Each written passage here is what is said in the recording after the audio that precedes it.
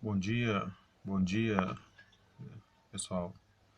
Eu estava lendo uma palavra aqui no Evangelho de João, falando sobre João capítulo 9, versículo 1, 2 e 3, falando a respeito de um momento que o Senhor Jesus está passando juntamente com seus discípulos e eles encontram um cego de nascença. E seus discípulos perguntam, Rabi, quem pecou, ele ou seus pais, para que ele nascesse assim? Aí o Senhor Jesus responde, nem ele, nem seus pais, mas foi assim para que fosse manifesto nele as obras de Deus. Às vezes, nós como seres humanos, pessoas, né, quando nós vemos uma situação assim, uma pessoa, uma situação difícil, uma situação, né, delicada, às vezes a primeira pergunta nossa, né, é essa. Tem mesmo, né, falar, não deveria ser, mas às vezes a pergunta é essa, quem pecou ele, o que ele fez errado? A família dele, procuramos ver, né, até mesmo acusar.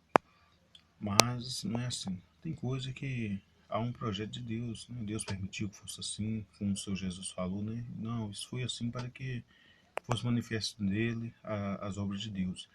Então, nós devemos pensar nisso. Há um projeto de Deus, isso aconteceu, né? Porque Deus permitiu, descobrir o projeto de Deus. Olha, por que está acontecendo comigo, essa situação? Por isso acontecendo é ser, né, por alguma coisa, Deus quer fazer alguma coisa com isso.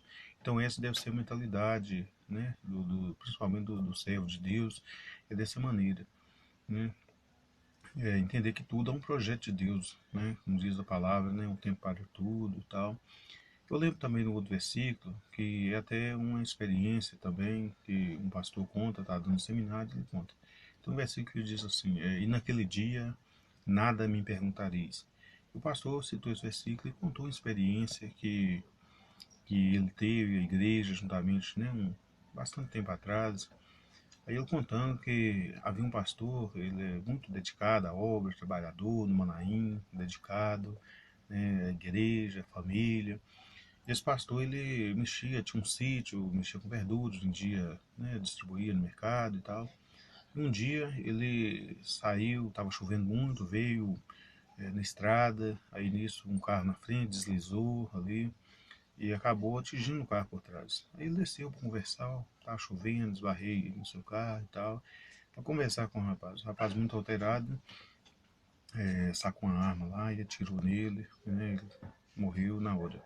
E aquilo foi uma comoção geral ali na região, uma tristeza muito grande. E a pergunta, né, de todos, né, foi essa, né, por que isso aconteceu? Um homem tão bom, dedicado, um servo de Deus. E havia uma pergunta, por que era geral? E esse pastor, ele era responsável da região, ele ligou para os presbitérios, demais pastores, e falou, eu não tenho condição de fazer o culto fúnebre, manda alguém para fazer que eu não tenho condição, meu muito, né, muito amigo e tal. Aí eles mandaram um pastor para auxiliar ali, para fazer o culto e tal. Aí esse pastor, quando chegou à frente da igreja, quando ele abriu os versículos, e naquele dia nada me perguntareis. E o pastor disse que ele iniciou falando, pode ser que hoje a pergunta seja essa, por que isso aconteceu? Por quê? Né? Todo mundo perguntando, né? Por quê? E às vezes nós não temos resposta hoje, mas Deus sabe todas as coisas. No tempo de Deus, naquele dia, o dia que nós tivermos um encontro com o Senhor na eternidade, às vezes não vai precisar perguntar nada, porque nós vamos entender. Ele disse que aquilo para ele, para a igreja, para a família, foi uma resposta do Senhor. Porque a pergunta era realmente esta: por que isso aconteceu? Uma pessoa tão boa aconteceu? E às vezes tem muitas perguntas que não tem resposta. Tem muitas perguntas na nossa vida, no meio, né? As pessoas, por exemplo, no meio familiar: por que isso aconteceu? Por que a pessoa perdeu o emprego? Né? Porque, né? Então são muitos os porquês. Então o que nós, como servos de Deus, precisamos entender que é um propósito de Deus para tudo. E a pergunta deve ser, Senhor, o que o Senhor está querendo com isso na minha vida? Qual a experiência que o Senhor quer dar? O que o Senhor quer dizer com isso? O que o Senhor quer falar? Então, essa é a nossa experiência. Então, fica aí essa palavra, que nós possamos a cada dia viver uma experiência nova com o Senhor, com Deus, seja na aprovação, situação que levanta. E a palavra é essa, né? A palavra é essa. Lembra que a palavra também é: no mundo tereis aflições, tem de bom ânimo, eu venci o mundo.